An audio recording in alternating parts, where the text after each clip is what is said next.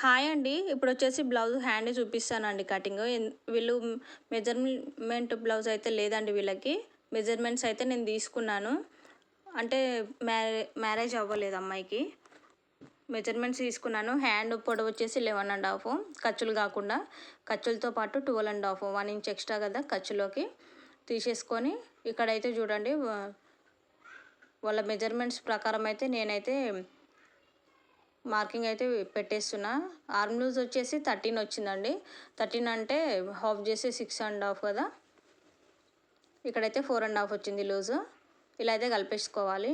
Marriage అవ్వలేదు కాబట్టి మరీ అంత ఎక్కువ ఉండరులేండి. ఇలా వాళ్ళ మెజర్మెంట్స్ని బట్టి మార్కింగ్ చేసేసుకోవాలండి.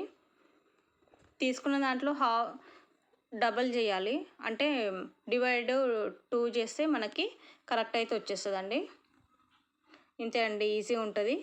నచ్చితే లైక్ చేయండి, షేర్ చేయండి.